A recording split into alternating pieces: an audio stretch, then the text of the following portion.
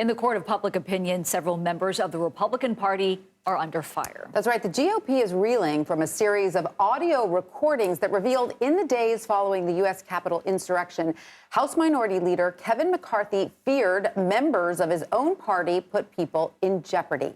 Meanwhile, Congresswoman Marjorie Taylor Greene is in the spotlight over text messages she sent on January 6th to then President Trump's chief of staff, saying Mr. Trump should call for martial law to remain in office. And Congressman Madison Cawthorn was briefly detained by police on Tuesday after bringing a loaded gun through security. This was at an airport in Charlotte. Now, this is the second time this has happened. Joining us now with more is CBS News congressional correspondent Scott MacFarlane. Scott, good to be with you. Thank you for joining us. The minority leader specifically pointed to Congressman Gaetz and Brooks as endangering others with their rhetoric surrounding January 6th and the election. So how are Republicans reacting to this? Has this torpedoed McCarthy's shot at leadership if the GOP does win a majority in the midterms? So we have a lot of audio leaks, and we have a Republican leader trying to plug the holes in his political future. You'll recall last week, the first batch of audio was released of Kevin McCarthy, heard telling colleagues that he had concerns about Donald Trump, that he was considering calling Trump to resign or asking him to resign. And that audio came out hours after McCarthy denied saying such things. Now we have the new batch of audio. In these recordings, also released by the New York Times, McCarthy is heard again speaking with colleagues, but this time talking about his concerns that some of his colleagues were putting others in jeopardy, putting their safety at risk with the rhetoric they were using before, during, and after January 6th. The latest audio recorded from January 10th, 2021. We spent this morning and this day trying to find some of McCarthy's House Republican Conference members to ask if he still has their support.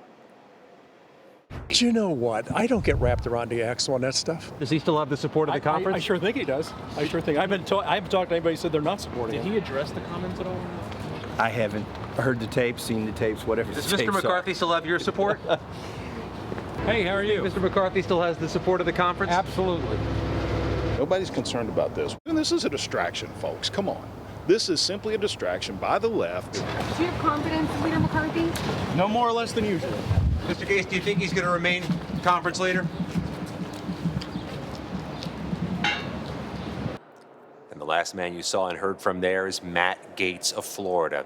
He's one of the names Kevin McCarthy named in the latest batch of audio that was released. McCarthy expressing concern about what Matt Gaetz was saying on television before and during January 6th. This is an open question, Nancy and Tanya.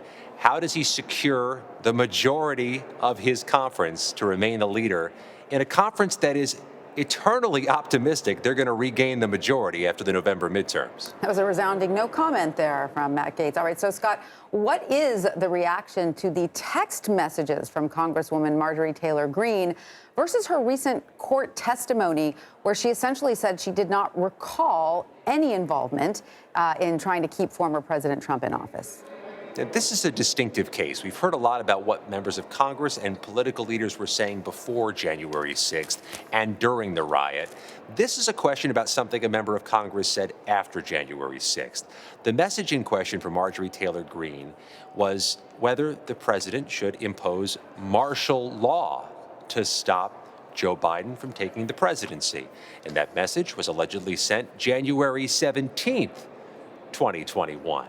Well after the Capitol riot. She was asked about the invocation or the mentioning of martial law during her recent court testimony in Georgia on a civil suit against her being on the ballot, and said she didn't remember referencing martial law. Now, the text message says otherwise, raising the stakes for Marjorie Taylor Greene further. Does she face more questions about what she was saying during the Capitol riot and before? And does this message from January 17th cloud her political future, her legal future of getting on the ballot in Georgia for the midterm elections, and her overall stance in a Republican conference where just days ago, Tanya and Nancy, she was literally standing right next to Kevin McCarthy during a press event? And Scott, I also want to turn to this loaded gun incident with Representative Cawthorn that we had talked about earlier. It's bizarre. It's also the second time he has done this. So what's going on there? We're chasing him down for comment. We haven't received comment from Madison Cawthorn yet. 26 years old, the youngest member of Congress in his first term, but this gun incident, just the latest in a series of incidents in which he's run afoul of police and his own colleagues. Scott MacFarlane, thank you very much for joining us today.